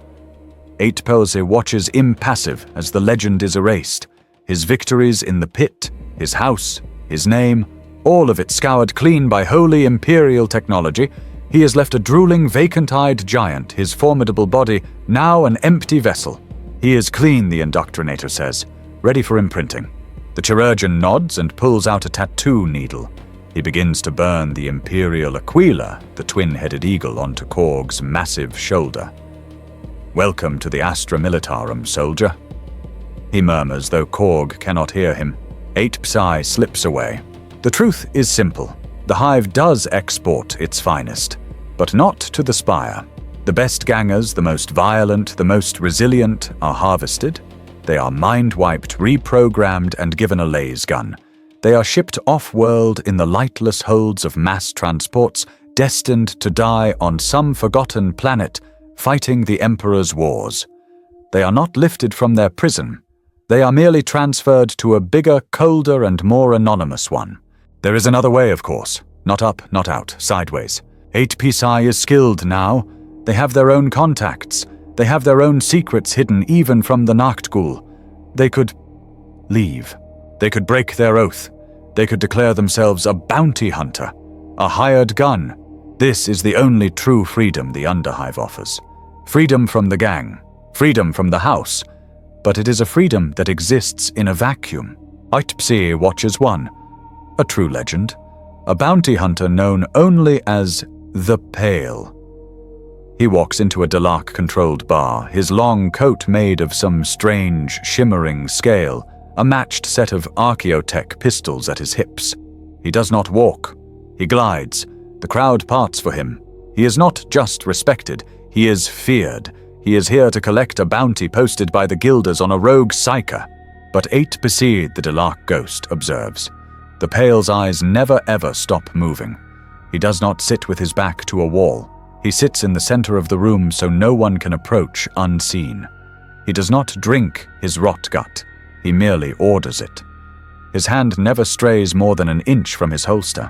This is not freedom. This is the ultimate paranoia. To be a bounty hunter is to be an outcast from everyone. Your former house wants you dead for your betrayal. Every other house wants you dead because you are a rival, an unpredictable variable. The enforcers tolerate you only as long as you hunt their targets. You have no family. You have no enclave. You have no one to watch your back. Your life is a string of contracts punctuated by brutal, lonely violence, sleeping in a different rat hole every night, trusting no one. It is a life of constant grinding, isolating terror. 8 Psi considers the options. The spire is a lie. The Imperial Guard is a delayed execution. The bounty hunter's path is a purgatory of paranoia. The ghost sinks back into the shadows. The cold, dark, controlling embrace of House Dalak is not a prison. It is a shield. The choice is clear. There is no escape. There is only the mission. There is only the house. Narrator. The ganger's life hangs by a thread of evasion. Evade the rival. Evade the environment. Evade the law. But what happens when that thread snaps? What happens when the ghost is seen? What happens when the ganger is caught? There is no trial. There is no justice. The Underhive does not waste resources on such abstract concepts. there is only processing. A captured Ganga is a failed asset, and like all failed assets, they must be stripped for parts and repurposed. Operative 8 Psi is tasked with the unthinkable observe the processing of a failed asset. A Delark Ghost operative, Arhe 4Kilo, who broke protocol, who got greedy, who was caught by enforcers while trying to skim from a Gilda transaction. House Delake has disavowed him. He is no longer a ghost. He is just meat. 8 Psi watches from a ventilation shaft high above a brightly lit sterile white room. This is not a prison cell. It is an Adeptus Mechanicus sub-shrine. A servitor bay. Operative 4Kilo is strapped naked to a steel slab. He is conscious. He is screaming, begging for the Nacht Ghoul for his house for mercy. The tech priest, a figure in crimson robes, his face a mass of metal tubes and lenses, ignores him. He is chanting not prayers but lines of sanctification code. This is servitorization, the most profound, terrible punishment in the Imperium. It is not death, it is erasure. The process begins. A cognito scourer is lowered onto 4Kilo's head. It is a crown of vibrating needles and electrical contacts. A switch is thrown. 4Kilo screams stop. His body arches against the straps, every muscle locking in a silent, agonizing rictus. His eyes roll back, blood vessels bursting. This is the mind wipe. The tech priest is burning out the person. His memories, his name, his skills, his fear, his very soul. All of it is being cauterized, deleted from the organic hard drive of his brain. Next, the body. The tech priest and his assistants, hulking mindless servitors, work with the detached efficiency of a factory assembly line. 4Kilo's legs are deemed inefficient. A whirring bone-saw-limbed servitor cuts them off at the hip. They are tossed into a bloody reclamation chute. The stumps are cauterized. A set of track units, a small tracked robotic platform, is wheeled over. The tech priest begins the fusion, bolting the living torso of what was 4Kilo onto the machine. His arms are stripped of flesh, his bones reinforced with steel rods. His hands are replaced with high-pressure chemical spray nozzles. A large, sloshing tank of sanitizer fluid is grafted to his back, his spine fused directly to it. The final touch. The tech priest drills into his skull and implants a control cogitator. His eyes are replaced with simple optical sensors. His mouth is sewn shut and covered with a grilled Vox speaker. The tech priest makes the final connections. The thing on the slab twitches. It activates. The straps are released. It obediently, silently rolls off the slab. Its new programmed purpose is downloaded. Unit 7 Delta, the tech priest intones. Commence sanitation protocol. This bay is unclean. The servitor. The thing that was once a cunning Delark ghost turns. Its optical sensors are blank. It raises its nozzle hands and begins to spray the floor calmly, methodically, cleansing its own blood from the white tiles. Operative 8 Psi looks on their blood running colder than the sump. This is a fate worse than the grinder. The Corpse Guild at least gives you the dignity of an ending. This is an eternity of mindless slavery. A ghost in a machine that is no longer even aware it is a ghost. There is another louder processing, for the gangers deemed too strong, too entertaining to be immediately turned into a machine. The brutes, the Goliaths, the champions, for them there are the pit fights. 8 Psi is on a different mission. To observe a gathering of Gilder Lords in a pleasure dome near the sump. The Delark are planning to poison their water supply. The Yuva moves through the rafters, a shadow above the smoke and laughter.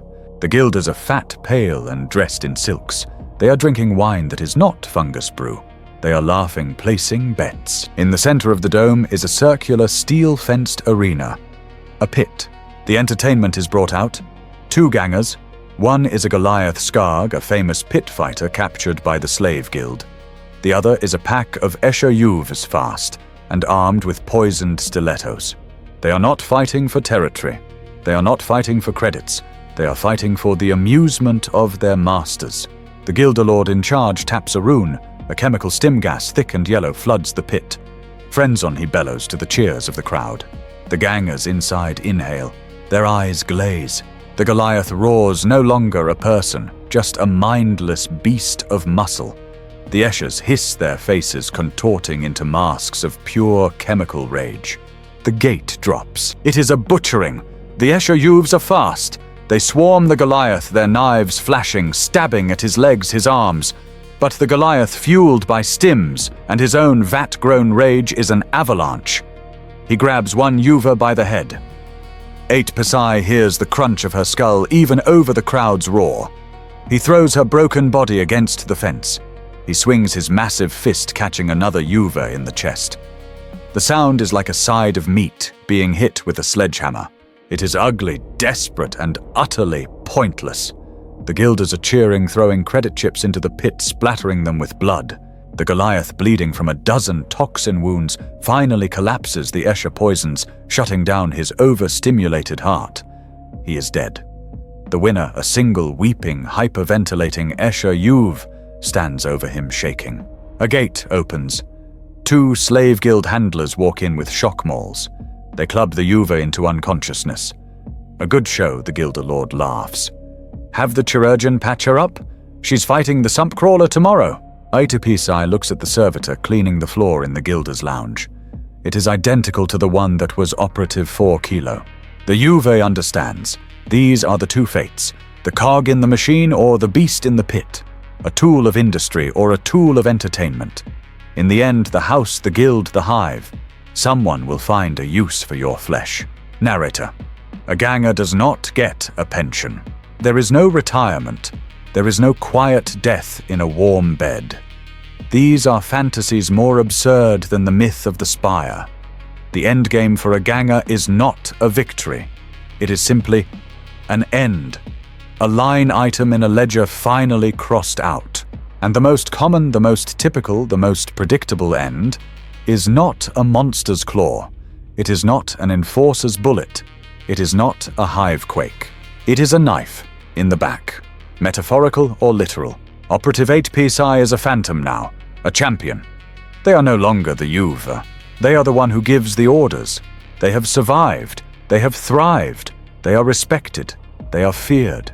They have a collection of secrets that could dismantle half the cells in their sector. They have become dangerous. The Nachtgul gives them a mission, the most important of their career, the Whisper Covenant. A meeting with a rogue Vansar Prime ready to sell the location of their STC's primary cogitator. It is the score of a lifetime. The one that could elevate the entire cell could elevate 8 PC to the status of Nachtgul themselves. The meeting is set. A disused medici station deep in the bad zones. 8 PSI goes alone. The Vansar has demanded it. The risk is immense. The reward is total. 8 Psi moves through the shadows, a true master of their craft. The station is silent, bathed in the sickly green light of a dying lumen strip. The air smells of old chemicals and sterile decay. You are early, a voice says. It is the Vansar Prime, his voice filtered through his high-tech rebreather. He stands in the center of the surgical theater, silhouetted against a cracked observation window.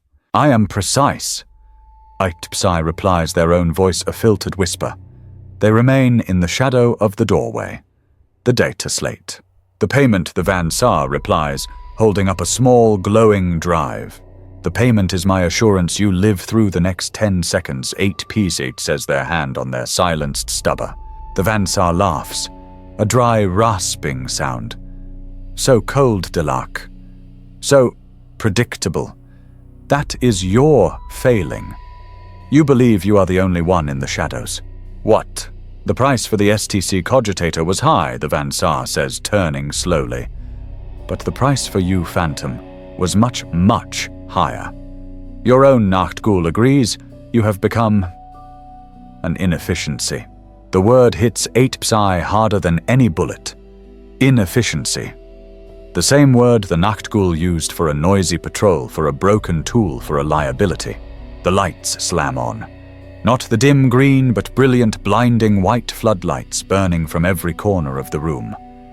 8 Psi is exposed, their darkness-adapted goggles suddenly useless, a searing white pain. The trap is sprung. The Vansar Prime was a decoy. The surgical theater erupts. What looked like scrap piles are Orlok gangers rising with shotguns. The observation window shatters and Goliath stimmers their eyes wide, and Bloodshot leap into the room, roaring. This is not a hit. This is an erasure paid for by a coalition and organized by 8PSI's own boss. This is the final fight. It is not a duel. It is a panicked, brutal scrabble for life. 8PSI is a professional. They dive rolling behind a rusted surgical table, the air filled with the boom of shotguns and the solid thud of heavy stubber rounds punching through the metal cover. They are pinned, trapped. They drop a choke gas grenade, the one they always keep. The room fills with yellow fog. They hear coughing curses. 8PSI moves a ghost in the smoke. They are fast. Their stiletto flashes. An Orlok blinded by the gas gurgles as his throat is opened. 8PSI takes his stubber, firing it point blank into the face of a charging Goliath. The stimmer doesn't even slow down his face, a ruined mask, and slams his massive fist into 8PSI's chest. The phantom feels ribs crack. The impact hurls them across the room into the wall. Their vision whites out. Pain sharp and absolute. They are on the ground, wounded, winded. A boot slams onto their gun hand. A Goliath grinning, his teeth filed to points. He raises a massive whirring chain axe. Got you, snake. A single clean snap hiss. The Goliath's head disappears in a cloud of superheated steam. He topples a headless mountain. 8PSI looks up. The Van Saar Prime is standing over them. Not a decoy, the real one. He has a plasma pistol, its coils glowing a soft, deadly blue. The Orloks and Goliaths are dead. The Van Saar, as always, clean up the mess. The Nachtgul wanted you dead, the Van Saar says, his voice calm, almost academic. But he also wanted his allies weakened. He paid us twice, once to help kill you, and again to kill the Goliaths and Orloks he hired to do it. A clean, efficient transaction. 8PSI tries to raise their hand. It's broken. They are helpless. Why, they choke out the pain of fire in their chest. You were a rival. You knew too much. You were simply a future debit. He has balanced the ledger, the Van Saar says. He inspects 8PSI lying broken in the gore. Your equipment is high grade, your coat, your silenced pistol. We will add that to the payment. He is not angry. He is not triumphant. He is an auditor closing an account. This is not personal, the Van Saar says, raising the plasma pistol. It is just business. 8PSI looks at the glowing blue coil. They do not think of their life. They do not think of revenge. They think with a final, chilling, Delark cold clarity. It was a very efficient plan. The world flashes white. There is no body to recover. No funeral pyre. The Van Saar take the gear. The Corpse Guild, drawn by the gunfire, will harvest the rest. Back in the Delarke Enclave, the Nachtgul will move a single icon on his tactical map, marking Operative 8P as expended. There is no memorial. No one will remember their name, which was never a name at all. This is the end. A transaction completed. Narrator, the flash of plasma. The clean, instantaneous conversion of matter to energy. The end of Operative 8PSI. This was a mercy. It was a death. It was an ending precise and absolute, a balanced ledger. It is the fate of the unlucky, the overambitious, the inefficient. But there are other paths. There are fates far worse than a quick transactional death. There are the slow, rotting, unclean endings. There is the final corruption for those who are not lucky enough to be betrayed and executed. This is the path of the Gangja, who is not killed by his enemy, but is consumed by his own weakness. First, there is the outcast. This is not a title. It is a death sentence issued by your own house. It is the punishment for the ultimate sin greed. Not the collective, ambitious greed of the gang, but the personal kind. Imagine a Ganga, an Orlok scrap hauler Grun. On a scavenge, he finds it. The jackpot, a single palm-sized functioning archaeotech power cell. It is worth more than his entire gang's turf. It is his way out. He can buy passage to the Hive City. He can buy a new life. He does not report it to his leader. He hides it. This is his first fatal mistake. The Hive sees, the Delark, the rats, the whispers. They always know. A word is sold to his Orlok leader, not for credits, but for a future favor. The judgment is immediate. Grun is not killed in his sleep. That would be a mercy. He is declared outcast at the morning muster. His name is struck from the roster. His brothers, the men he fought and bled with, turn their backs. His leader paints a yellow X on his flak vest. He is no longer Orlok. He is just meat. He is hunted, not just by rivals, but by his own house. They hunt him with a special religious fervor. He did not just steal. He insulted the bonds of the gang. He broke the only law that matters. He is hunted for his gear, for his boots, and for the bounty his own leader placed on his head. He dies weeks later, starving and alone, cornered in a sewage pipe by a Yuva from his own crew. A Yuva who wants to prove his loyalty. His end is pathetic. Then there is the darker path, the corruption of the mind. The Ganga's life is pain. The stims, the wounds, the bionic replacements, the constant gnawing hunger and fear. The mind can only take so much before it fractures. We spoke of the cults, the corpse grinders, the genestealers. They offer a group release. But what of the individual? A Ganga broken and stim-addled starts to listen, not to his leader, but to the other whispers, the ones that come from the deep, the ones that slide from the shadows in the ventilation shafts, the ones that promise not escape or wealth, but power, an end to the pain. It is not a secret. It is not a subtle infiltration. It is a surrender. The Ganga stops maintaining his weapon. He stops cleaning his gear. He begins to carve sigils into his own flesh. He begins to speak to the rats. And the powers answer. It is a grotesque flowering. The Ganga's body, already a patchwork of scars and crude bionics, becomes a canvas for the dark gods. He does not just mutate. He ascends into madness. He becomes a chaos spawn. He is no longer a Ganga. He is a howling, shrieking mass of protoplasmic flesh, of extra limbs, of screaming faces writhing in his own muscle. He is a creature of pure, mindless, agonizing power. He is a living vortex of the warp, an obscenity that defies the laws of nature. His end is not a duel. His end is a cleansing. His own terrified gang, seeing what he has become, corners him in their own enclave. They do not use bullets. They use fire. They douse the unholy thing in promethium and burn it, listening to its multi-voiced shrieks until there is only silence and the smell of ozone and rendered fat. And then there is the final and perhaps most terrifying corruption. It is not death. It is not madness.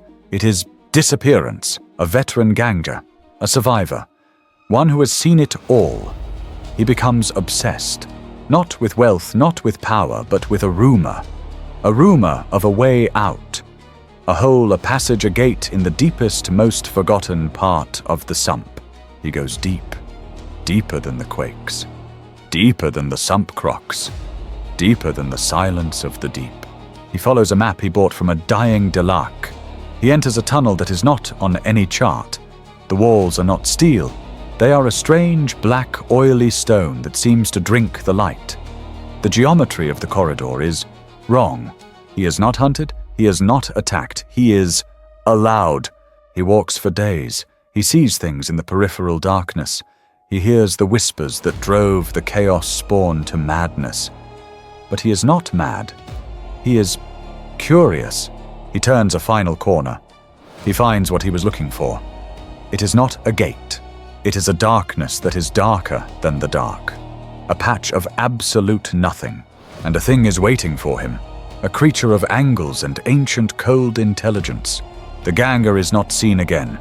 There is no body. There is no blood. There is no sign of a struggle.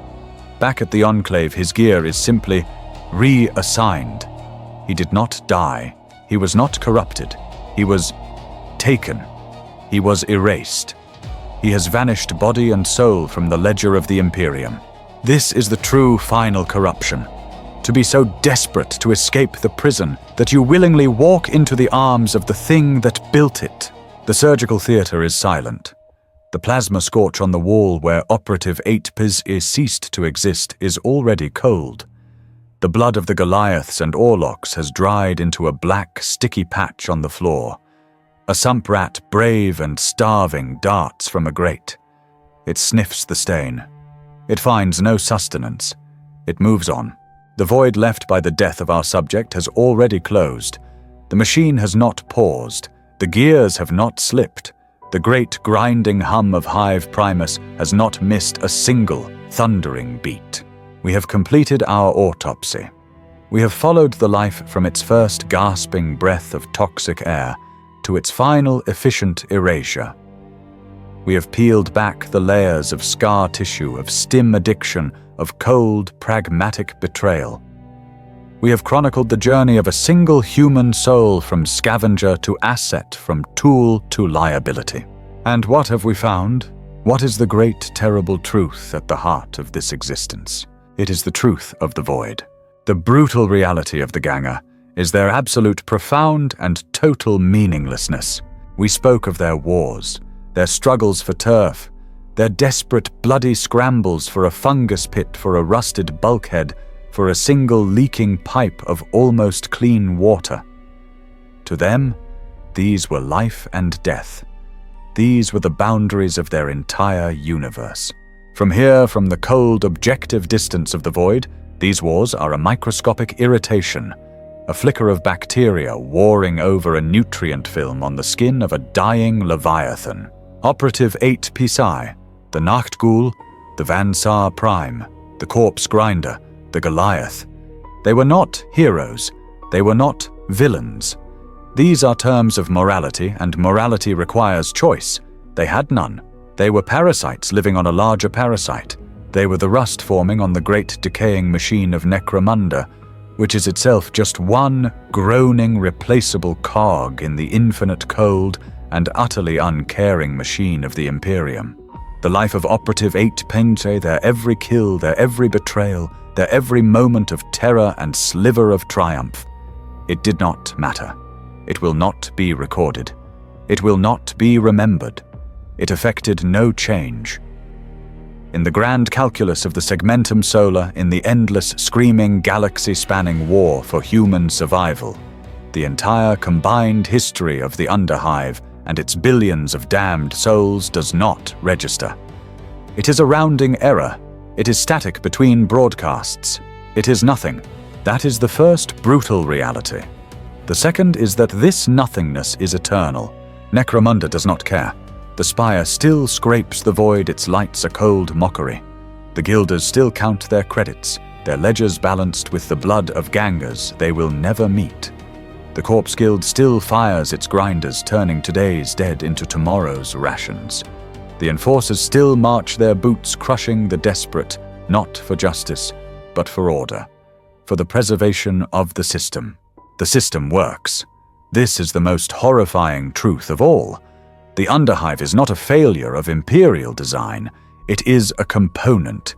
It is a pressure cooker, a crucible designed to take the refuse of a planet and through unimaginable violence and suffering filter it. It creates the most brutal, the most desperate, the most callous survivors, which it then harvests, mind wipes, and feeds into the endless gaping maw of the Astra Militarum.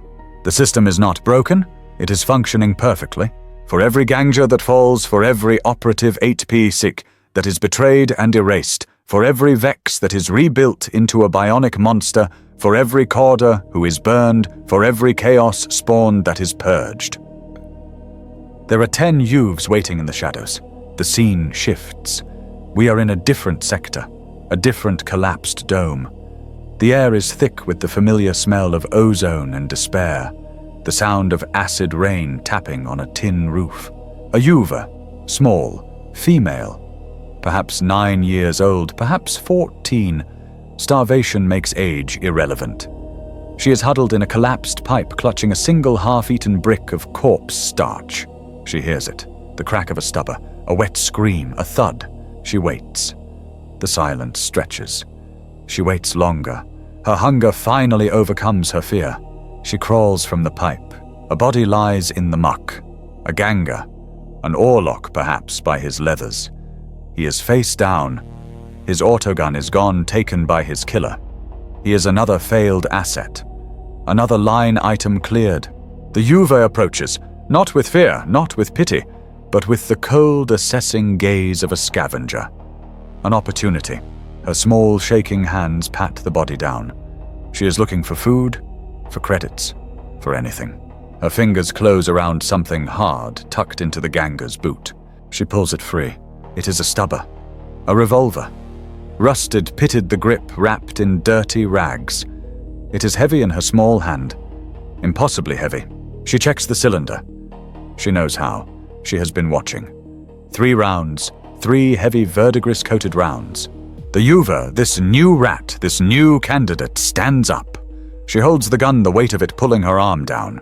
She looks not up at the impossible mythical spire, but forward, into the endless yawning industrial darkness of the tunnels, into the abyss that promises nothing but pain and blood and a short, meaningless life. The camera pushes in tight on her face, on her eyes. In them we see the last flicker of childhood fear being extinguished. It is being replaced by something else. That same cold, sharp spark, the spark of ambition, the terrible, necessary realization, the realization that there are only 2 choices: be the one on the ground, or be the one holding the gun. The loop begins again. The machine has found its new component. The screen fades to black, the sound of the grinding hive swells. Narrator in the Underhive, there is no victory. There are only different degrees of failure. And the most brutal reality of all is that it will never end.